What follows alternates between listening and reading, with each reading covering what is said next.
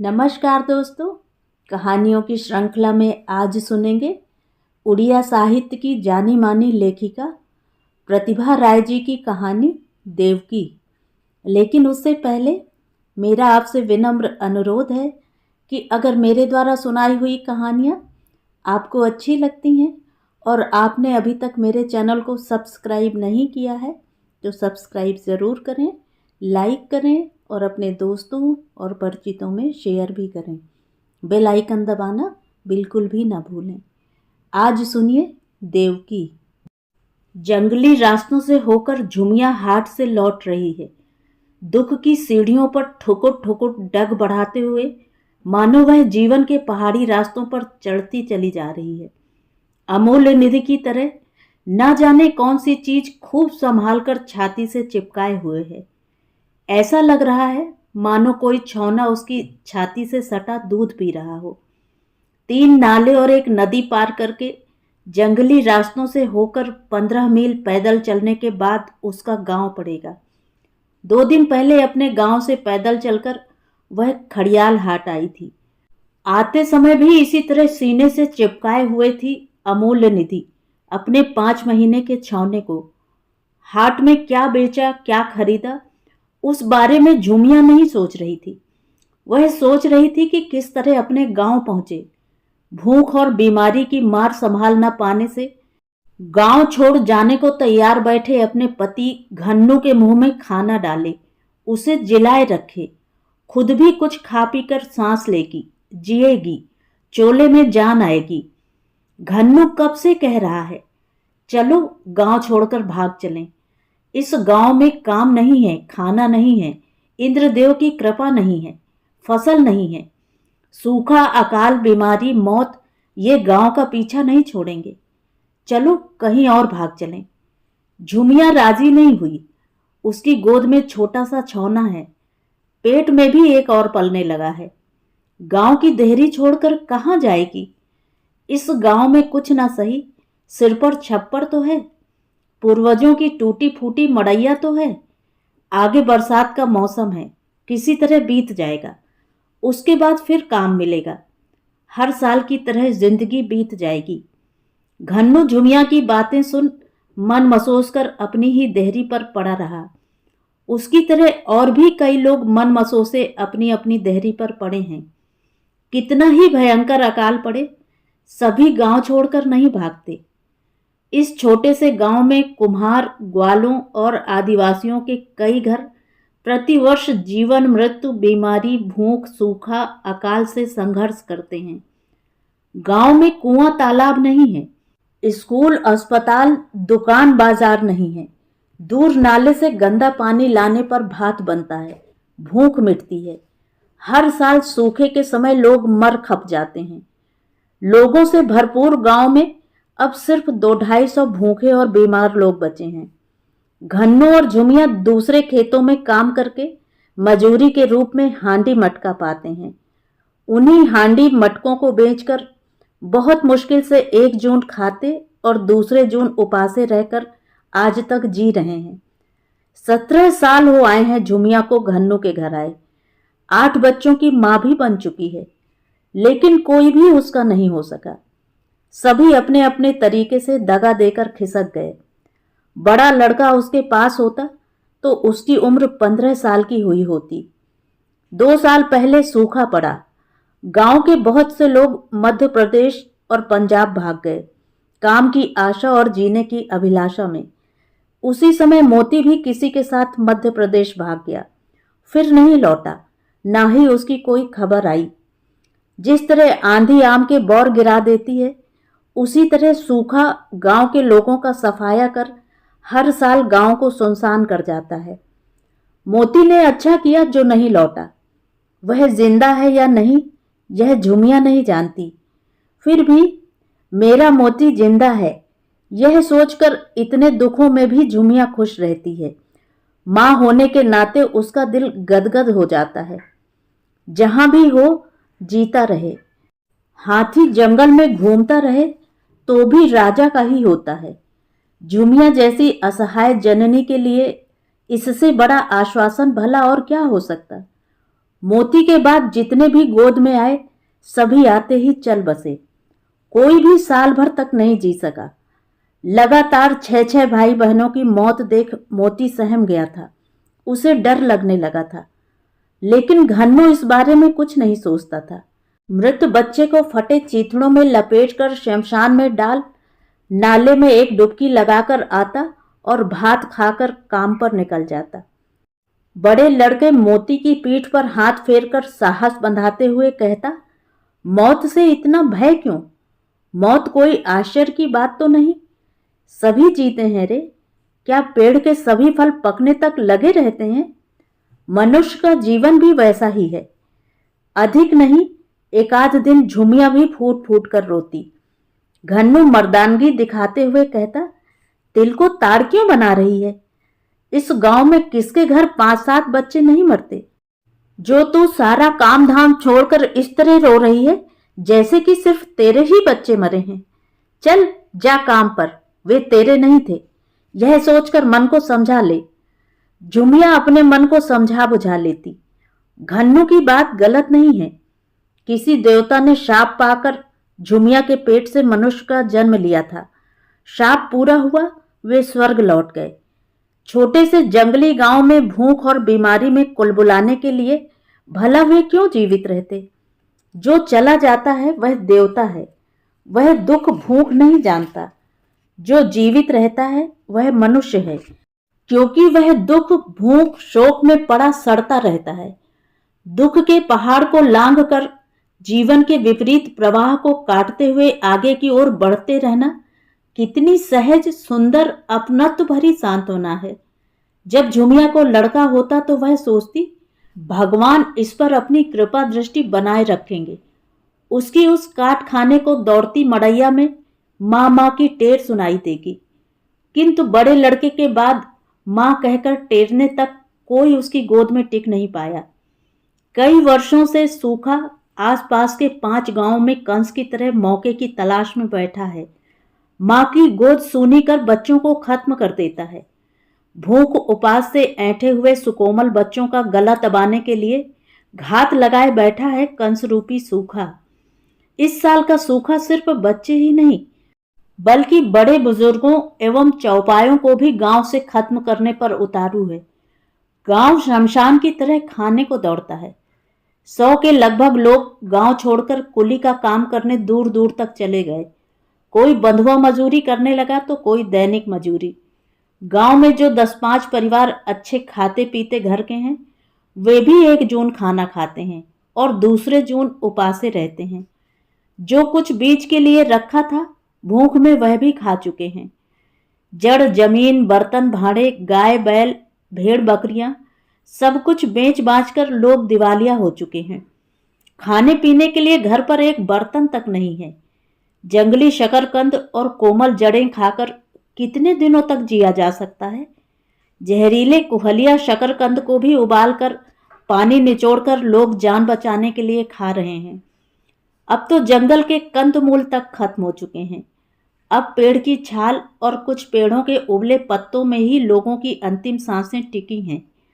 झुमिया और घन्नू की संपत्ति के रूप में उनके 4 कमेरू हाथ हैं। खेत में फसल नहीं थी, गांव में काम नहीं था। काम न हो तो भात नहीं, और बिना भात के हाथ भी कमाऊ नहीं रह जाते।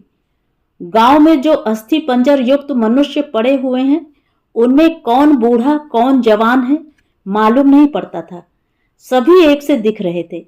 लंबे और ठिगने से ही छोटे बच्चे या बड़े आदमी के होने का अंदाजा लगाया जा सकता था। सबकी आंखें कोटरों में समा चुकी थीं। शरीर में सिर्फ हड्डियां ही रह गई थीं और गाल अंदर धंस चुके थे। खाद्य पदार्थ के अभाव में बच्चों के सिर के बाल बूढ़ों की तरह बदरंग हो गए थे। पशु, मनुष्य, नदी नाले, खेत खलिहान, हर जगह बुढ़ापे का एक छत्र राज था। झुमिया ने भी अपने नन्हे बच्चे के बचने की उम्मीद छोड़ दी। उसके पेट में तो एक दाना तक नहीं। बच्चे के लिए दूध कहां से आएगा? उबले चकवण के पत्तों से उसके और घन्नू के कुछ दिन कट जाएंगे, पर बच्चा कैसे जिएगा? बच्चे को सीने से चिपकाकर जिस दिन झुमिया हाट जाने के लिए निकली, घन्नू ने पूछा, क्या बेचेगी हाट में? पिछवाड़े बाड़ी में कुछ है भी तो नहीं? बकरी, मुर्गा, अंडा, तुरई, भिंडी, भंडा बासन क्या है जो तू हाट जा रही है? तेरी तबीयत भी ठीक नहीं। भूखे पेट नदी नाले पार करके 15 मील पैदल चलने के बाद जिंदा भी रह सकेगी? मान भी ले कि भाग्य के जोर से तो खड़ियाल पहुंच भी जाएगी, तो क्या तेरा चेहरा देखकर कोई तुझे रुपए या चावल दे देगा? झूमिया ने उदास होते हुए कहा, मैं मरूं या जीऊं वह बात की बात है। सोचती हूं बच्चे को किस तरह बचाऊं।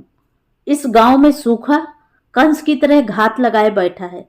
मेरी गोद में बच्चा देखते ही उसे झपट लेने को तैयार है। कई लोग हाट जा रहे हैं, देखूं शायद कोई उपाय मिल जाए। वह कुछ और कहना चाहती थी कि रुआंसी हो उठी। झुमिया की तार तार हुई साड़ी को देख घन्नू ने कहा, क्या भूख के कारण लाज शर्म भी खो चुकी है? इस तरह खुले बदन हाट जाएगी? गुस्सा, दुख, निराशा से खींचते हुए झुमिया ने कहा, लाज शर्म तो मामूली बात है। पेट की आग बुझाने के लिए किसी दिन अपना ही मांस खा लूं, बस वही बाकी है। मेरी हाड़ कंकाल की देह को देखने कौन बैठा है हाट में? देखूं एक आध साड़ी भी मिल जाए। झुमिया बच्चे को सीने से चिपकाए हाट जाने को हुई।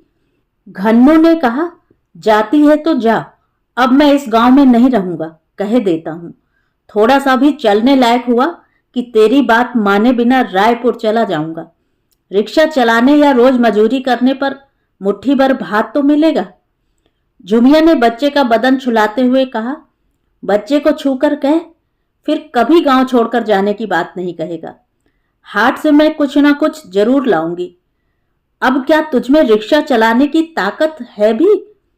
घन्नू ने चौंकते हुए अपना हाथ खींच लिया और कहा, अरे बच्चे का बदन क्यों छुला रही है? सबको तो सूखा निगल चुका, यह इकलौता भी कहीं हाट जाने के रास्ते में ही न चल बसे।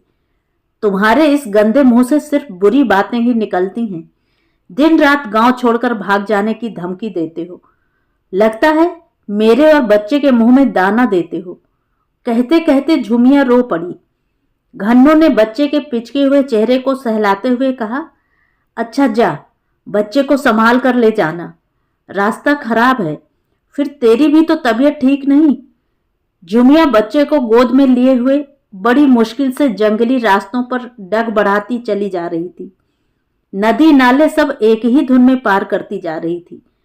झुमिया की प्रतिज्ञा क्रमशः दृढ़ होती जा रही थी। वह जिएगी, घन्नू जिएगा, उसका बेटा जिएगा। जीने के लिए ही मनुष्य जन्म लेता है।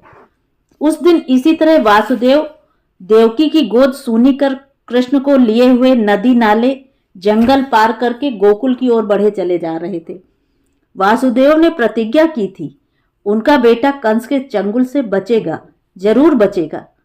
उस दिन देवकी ने अपनी छाती पर पत्थर रख कृष्ण को वासुदेव के हाथों में सौंप दिया था। बेटा जहां भी रहे, जीता रहे। देवकी के मन में इतनी ही बात थी। झुमिया के मन की बात देवकी से अलग नहीं है। देवकी मां है। झुमिया का मातृत्व क्या देवकी से कम है? झुमिया की गोद से भी 6 बच्चों को सूखे रूपी कंस ने छीन लिया है। मानो उसकी गोद का बच्चा भी छीन लेने के लिए कंस आंधी तूफान बनकर उसके पीछे पीछे दौड़ा चला आ रहा है। फटे चीथड़े से बेटे को खूब अच्छी तरह ढककर छाती से चिपकाए थी झुमिया। बच्चा झुमिया के सूखे स्तन में मुंह लगाए निष्क्रिय सा मां की छाती से मिल गया। बच्चा जी रहा है या नहीं, इस बारे में झुमिया को कभी कभी आशंका होने लगती। कमजोरी की वजह से बच्चा दूध खींच नहीं पा रहा था। खींचता भी तो झुमिया की छाती में बेटे के लिए बूंद भर दूध तक नहीं था। झुमिया कांटे पत्थर की परवाह किए बगैर चलती चली जा रही थी। खड़ियाल के हाट में झुमिया ने हांडी मटका बेचा है। कभी कभार घर की बाड़ी की साग सब्जी, अंडे, मुर्गे भी बेचे हैं। लेकिन जो कुछ आज बेचने जा रही है, कभी 7 जन्मों में न बेचना पड़े। दुनिया को इस बात का पता न चले।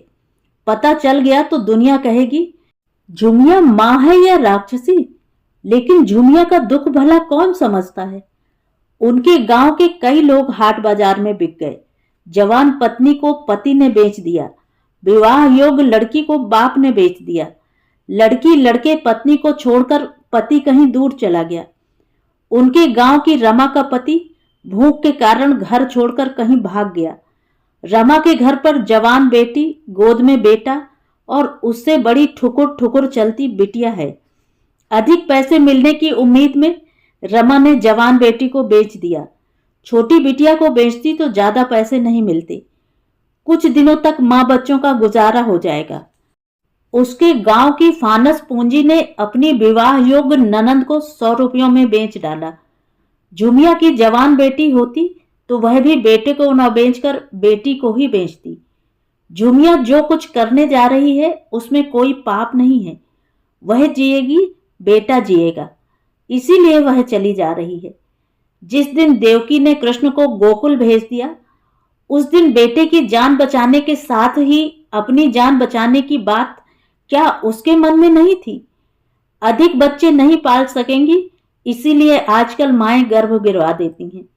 कहते हैं यह पाप नहीं है, बल्कि इससे देश का कल्याण होता है। वह तो जीव हत्या करने नहीं जा रही है, जान बचाने की और कोई राह न पाकर ही इस राह को चुना है। पूरे रास्ते झुमिया तरह तरह से अपने मन को तसल्ली दिला रही थी। जो काम करने जा रही थी उसकी अनिवार्यता के बारे में सोचती जा रही थी। वह सोच समझकर बार बार मन को सांत्वना देती थी कि बच्चे के मृत शरीर को केवड़े की झाड़ियों में लुढ़का देने से तो अच्छा है कि मां यशोदा के हाथों में सौंप दे। खड़ियाल हाट के पास कोई साहब किसी बच्चे के लिए व्याकुल हो घूमते दिखलाई देते हैं। भगवान ने उन्हें कोई बच्चा नहीं दिया, वे किसी अनाथ बच्चे को गोद लेना चाहते हैं। हाट से लौटने वाले अपने गांव के लोगों से कई मर्तबा झुमिया ने इस बारे में सुना है। वे साहब खड़ियाल के मिशनरी अस्पताल में पहुंचकर लावारिस बच्चा ढूंढते हैं। अभी तक उनकी इच्छा पूरी नहीं हुई है। साहब को बेटा चाहिए, झुमिया को जिंदगी। यही उम्मीद लेकर झुमिया खड़ियाल हाट आई है।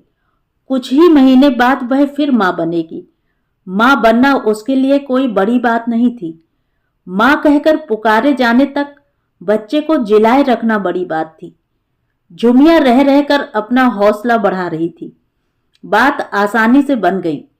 बच्चे को साहब की पत्नी के हाथों में सौंपते समय झुमिया का पेट अंदर से खींचने मथने लगा।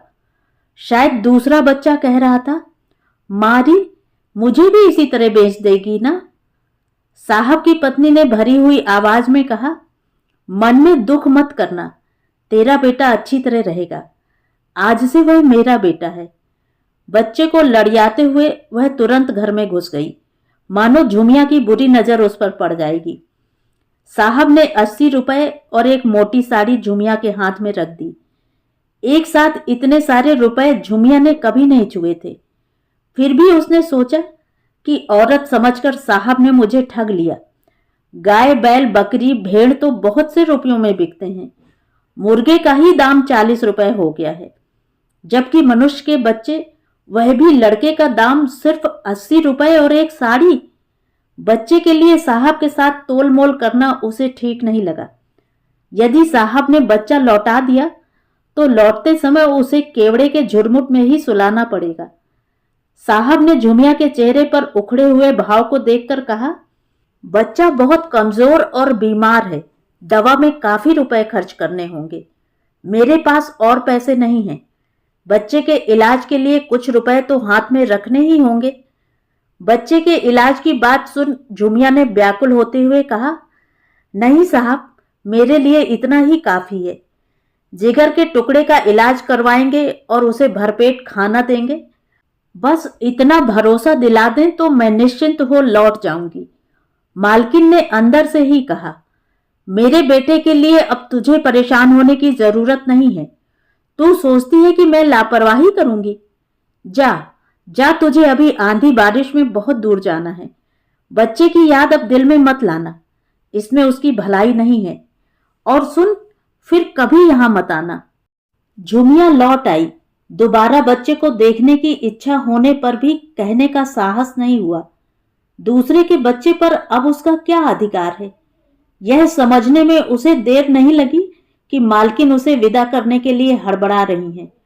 शायद बेचारी डर रही होंगी कि कहीं झुमिया अपने बेटे को वापस ना मांग ले। मुंह फेर कर लौटते समय अंदर से रोने की धीमी सी आवाज सुनाई दी। झुमिया का कलेजा कांप उठा। पीछे एक कदम लौटने पर पुनः अपना भ्रम समझ गई। दूसरे के बच्चे के रोने पर उसके कलेजे में दर्द होना ठीक नहीं है। जो बच्चे को मां से अधिक चाहती है वह डायन होती है। झुमिया अब अपने बच्चे की मां नहीं है। रास्ते भर बच्चे की वही अंतिम रोने की आवाज झुमिया के कानों में पड़ती रही। झुमिया सोचने लगी कि बच्चा जरूर माटी टोहता होगा, हाथ टोहता होगा, मुंह टोहता होगा, नहीं तो रोता क्यों? अब झुमिया अपनी आंखों के आंसू नहीं रोक पा रही थी। वे अनवरत बह रहे थे और सूख रहे थे। मन ही मन सोच रही थी, इससे तो अच्छा था कि भूखे प्यासे बच्चे को सीने से चिपकाए उनके प्राणवायु उड़ जाते। मां बेटे एक साथ सो गए होते निश्चिंत नींद में। उसने ऐसा क्यों किया? जिंदगी भर के लिए चिंता का शूल कलेजे में गाड़ लिया। फिर सोचती, बच्चे को क्यों सुखाकर मारती? अच्छा है किसी और के पास रहे। आदमियों में उसकी गिनती हो। श्री कृष्ण की तरह कंस के चंगुल से बचकर आदमियों सा आदमी नहीं बनेगा, यह कौन कह सकता है? रास्ता खत्म नहीं हो रहा था, न ही झुमिया के पैर आगे बढ़ रहे थे। यह बात झुमिया की समझ में नहीं आ रही थी। एक तरह के दर्द से उसका पेट अंदर ही अंदर करोड़ जाता। मन में एक अबूझ क्रोध था, खुद पर या नियति पर, समझ नहीं पा रही थी। कभी कभी साहब की पत्नी के प्रति उसका मन ईर्ष्या से भर उठता था। साहब के घर खाने को है, इसलिए साहब की पत्नी गर्भ का दर्द सहे बगैर ही आज बेटे की मां है, जबकि गरीब होने के कारण साथ साथ बच्चों को अपने खून मांस से गढ़कर, दर्द सहकर, जन्म देकर भी आज उसकी गोद सूनी है। दूसरे ही क्षण झुमिया के मन में नारीत्व का अभिमान जाग उठा। उसके गर्भ में पल रही है 8वीं संतान। कुछ ही दिनों में वह फिर मां बनेगी। 8वें गर्भ से जो जन्म लेगा वह निश्चित ही देव अंश से जन्मेगा। सूखा, अकाल, दारिद्र के कंस का नाश करेगा। उसके जन्म लेने के बाद फिर कभी अकाल नहीं पड़ेगा। भूख से तड़प कर कोई अपनी बीबी बच्चों को नहीं बेचेगा। जब से बच्चा पेट में आया है, उसका मन कहता है अब उसके दुख दूर हो जाएंगे। उसके गांव में खाने पहनने का अभाव नहीं रह जाएगा। 8वीं संतान को किस तरह जिलाए रखेगी, किस तरह पाल पोस कर बड़ा करेगी, यह सब सोचते हुए झुमिया बच्चा बेचने का दुख भूलने लगी थी। वह बार बार प्रतिज्ञा करती, लाख अकाल पड़े वह मर जाएगी, पर अपने बच्चे को नहीं बेचेगी। आने वाले सुख की कल्पना की वजह से हो या और किसी वजह से, झुमिया के पूरे बदन में झिमझिमाहट फैल गई। दर्द धीरे धीरे बढ़ते हुए पूरे शरीर में फैलने लगा। जंगली रास्ते में दोनों पैर कांपने लगे, मानो वह पल भर में बेहोश हो जाएगी। निचले पेट और कमर के पास के मेरुदंड की हड्डी में जैसे कोई विद्रोह की घोषणा कर रहा हो। इस विद्रोह का मतलब झुमिया से छिपा नहीं रहा। नारी जीवन की तीव्रतम वेदना से अस्थिर हो वह जमीन पर चित लेट गई। उसकी आंखों की ज्योति धूमिल पड़ने लगी। दोनों हाथों से वह अपने कुछ प्रथुल पेट को सहलाने लगी। मन ही मन बोली, नहीं, ऐसा नहीं होना चाहिए। 8वें गर्भ की संतान को विद्युत कन्या सी इस तरह शून्य में तो नहीं समाना चाहिए। देव शिशु के अवतरित होने का समय तो अभी नहीं हुआ है। अरे बेटे, तू क्यों नहीं समझता? गांव में अभी भी कंस रूपी सूखा घात लगाए बैठा है। अभी तेरे आने का समय नहीं हुआ है। दर्द से जितना नहीं, उससे ज्यादा आशंका से झुमिया का अंग अंग कांप उठा। उसकी आंखें फैल गईं और एक आलोड़न में ही दर्द का बोझ पल भर में खत्म हो गया। झुमिया की आंखें थकान बोझ से मुंद गईं। वह इस आस में थी कि हर बार की तरह एक सुकोमल शिशु के रोने की आवाज किसी भी क्षण गूंज उठेगी और फिर मां बनने के गर्व से उसका मन झूम उठेगा। लेकिन वैसा कुछ नहीं हुआ। नवजात शिशु के क्रंदन ने जंगली जमीन को पवित्र नहीं किया, बल्कि दिल से आ रही करुण क्रंदन की आवाज से झुमिया अपनी थकान भूलकर उठ बैठी। उसके पैरों के नीचे से खून का झरना बह गया था और उसमें एक निर्जीव मांस का लोथड़ा पड़ा था। झुमिया के सारे सपनों को छिन्न भिन्न कर उसके व्याकुल मातृत्व का मजाक उड़ाता हुआ 8वें गर्भ का वह देव शिशु मात्र गर्भ के कारागार को तोड़कर मुक्त हो चुका था। उसने निर्जीव मांस के लोथड़े से आकाशवाणी की, मानव शिशु का जन्म मां की गोद में लालन पालन के लिए होता है, एक साड़ी और 80 रुपए के एवज में बिकने को नहीं। साग सब्जी भेड़ बकरी बैल और मुर्गे से मनुष्य के बच्चे की कीमत जिस धरती पर इतनी कम इतनी नगण्य है, वह धरती मुझे नहीं चाहिए। देव शिशु की गहन बातें झुमिया नहीं समझ पाई। करुण विह्वल नजरों से मांस के लोथड़े को एक बार देखने के बाद झुमिया ने अपने खून से सने पैरों को खिसका लिया। साड़ी और उसकी छोर में बंधे 80 रुपयों को पहले की तरह छाती से चिपकाए धीरे से उठकर बैठ गई। उसके बाद एक एक डग धरते हुए चल पड़ी। शरीर हल्का हो गया। उसने सोचा, उसके गर्भ की 8वीं संतान की तरह इस संसार में सब कुछ मिथ्या है। सत्य तो केवल भात कपड़ा और जीवित रहना है। साड़ी और रुपयों को सुकोमल बच्चे की तरह छाती से चिपकाए हुए झुमिया जल्दी जल्दी डग बढ़ाने लगी। संतान खोकर वह टूटी नहीं, क्योंकि वह जानती है उसके गांव में साल के 12 महीने भरपेट भात जुटाने की अपेक्षा साल में एक बार मां बनना अधिक आसान है। तो ये थी कहानी। कहानी आपको कैसी लगी कमेंट करके जरूर बताएं।